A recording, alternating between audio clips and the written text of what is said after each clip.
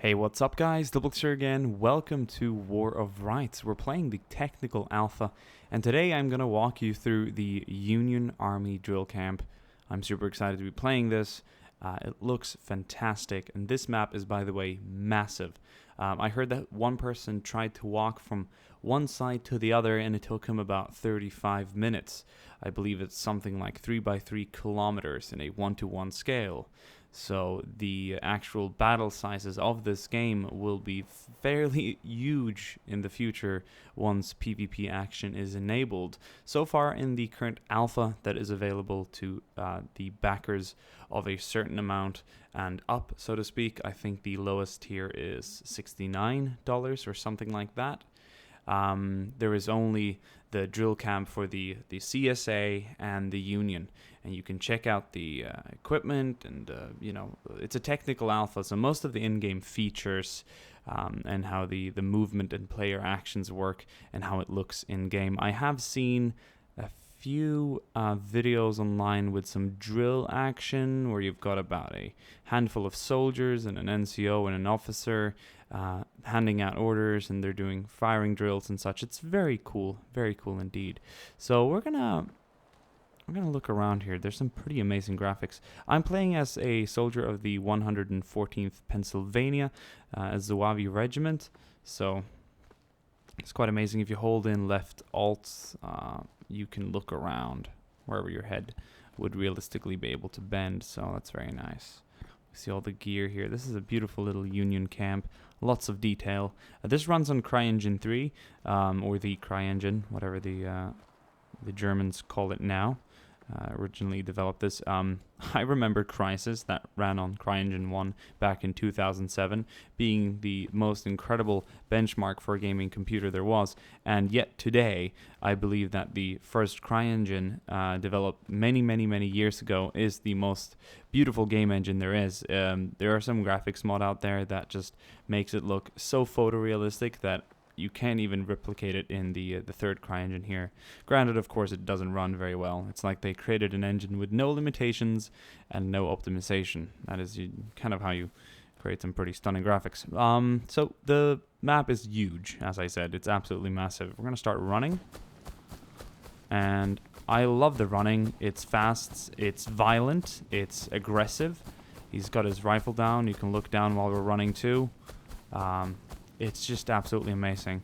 And I dare say this is a musket, not a rifle. It's not loaded as one. It is a breech-loaded rifle. Perhaps it's a breech-loaded rifle or a breech-loaded musket. I'm not entirely sure. I believe that comes down to the barrel and all that. I'm not a huge expert on weaponry of the 19th and 18th century, this being the 19th century, of course, during the 1860s. I knew that there were a lot of weapons in development around in Europe and, of course, the Americas during that time, experimenting with cartridges and whatnot, but I'm not entirely sure what me here right now is using.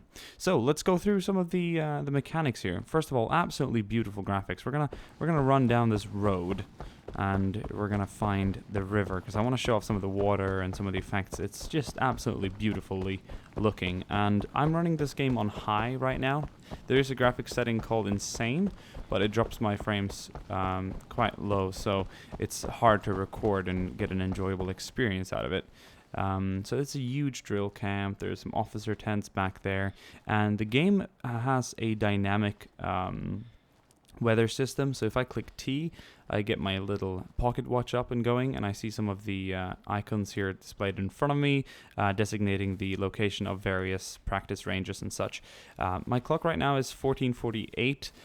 24 hours in real life will represent 4 hours in game. So I believe there's like 2 hours of night and 2 hours of day, and so 4 hours in real life rather represents 24 hours in game. So if I started playing this game at 12 during noon and stopped at 4 in the afternoon, I would witness a whole day and a whole night, and I'd probably see sundown and sunset, or sunset and sunrise, all that stuff. So we're walking here, and just beautiful graphics here of the forest. Absolutely incredible. Here we go, a little creek.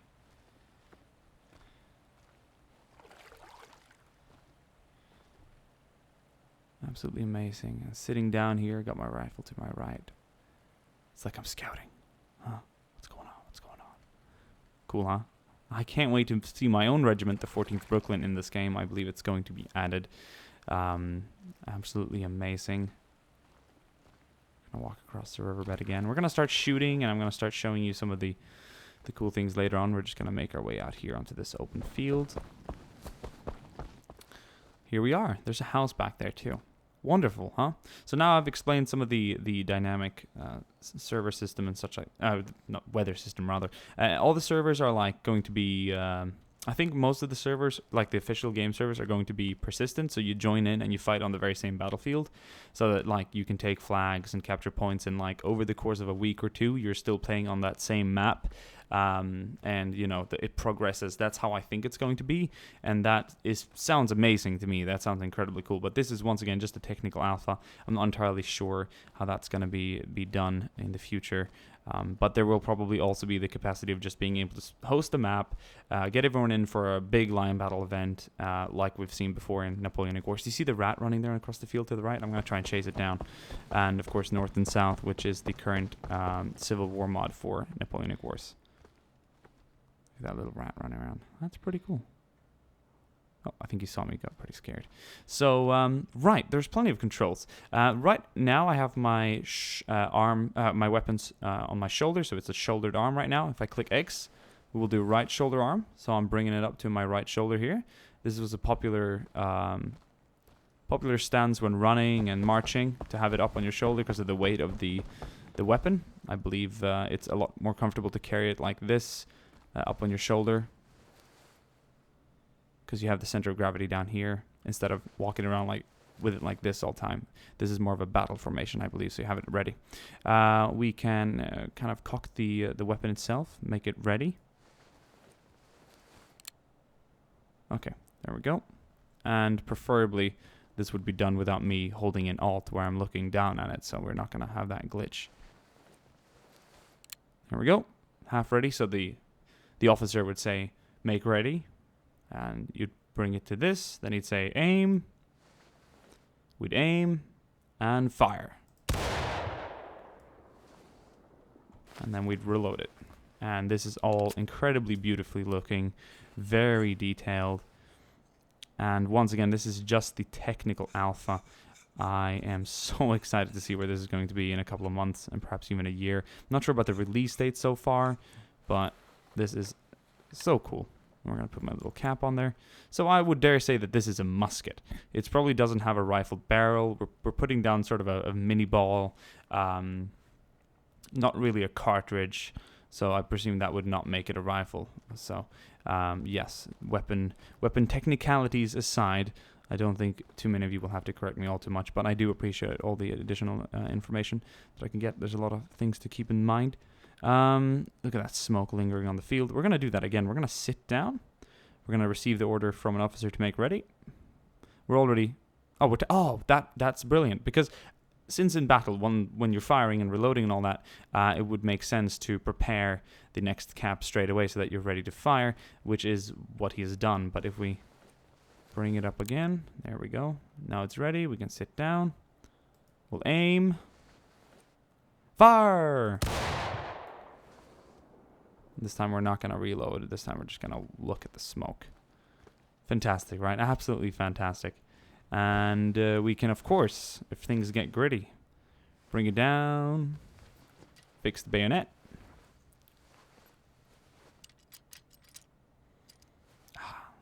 Lovely steel.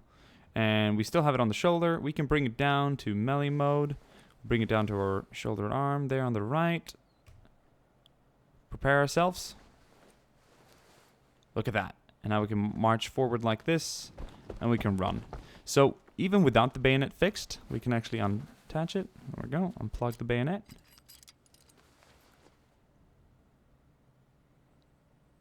And we can walk like this. Currently our rifle is unloaded, but, well, not a lot of action coming out of an unloaded rifle. But anyway, I'm going to head back to camp. I'm going to show you some more classes, and I'll see you guys soon again. Alright guys, we are back in the drill camp. Now we're playing as a flag bearer of the 69th New York Irish Brigade. We've got the federal banner here in front of us, and it looks great. We're gonna try and walk around with it, and of course, realistically, we're gonna have the flag waving all over our face because we're walking this direction, the wind's blowing in the other one, and I mean, I think it just looks great.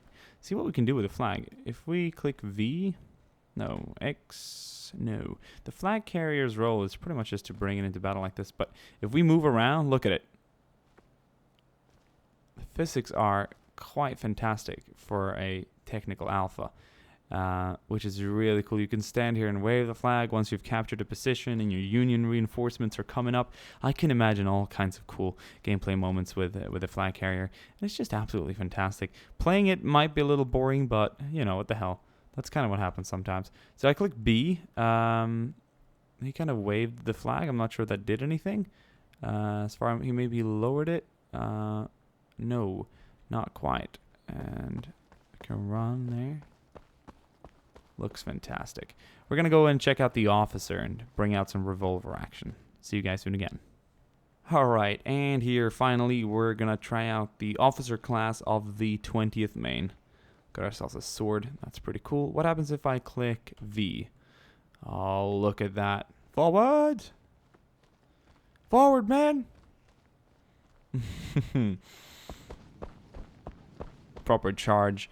Got ourselves some melee attacks too. Everything is, of course, a work in progress, but the model, the way he moves, look at the hands. Haha, very nice, very nice. We're going to go out of melee mode. There's probably different stances too. I don't imagine the sword doing all too many tricky things when you're changing your stance like that. Very cool indeed. What about shift or V? That's what that does. Let's bring up another interesting piece of equipment here. Let's take out the revolver. We're going to sheath our sword, and we're going to bring up the gun. Looks like we have a little bit of a smoke effect there as that happened. I might have discharged my gun silently as I did that. Once again, this is indeed a technical alpha. It's only been out for a very short while, but so far, how stunning. Fire's been taken out, of course, so we've got someone's cooking over here. That's very nice. So what can we do with the revolver? Well, we can put it in not any different stances from what I can tell right now. The melee mode does something weird with the model, but that's all in work, of course. We can, of course, aim it and fire it. That's cool. And to reload it, you have to actually, or to fire again, you have to cock it back by clicking R.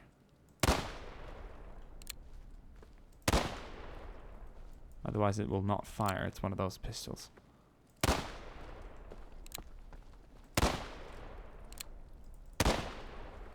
And we're out. So if I click R, where are we? Yes, we are indeed out.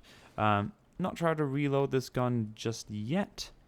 That might be implemented very soon. But beautiful little uniform. We've got the Colonel insignia there on our shoulder. I can't wait to show you guys more of this game, perhaps some nighttime action as well, and of course bring in more people. Right now there's only another one in here. I believe that's the same person. Just a bit of a name glitch on the list there, but there are a decent amount of people who have access to the technical alpha so far, so I would definitely like to bring more people on and do some drills and show you that. If this video gets 1,000 likes, I will gather as many people I can and we'll do a drill. Alright, thank you guys for watching, and I'll see you guys soon again. Bye.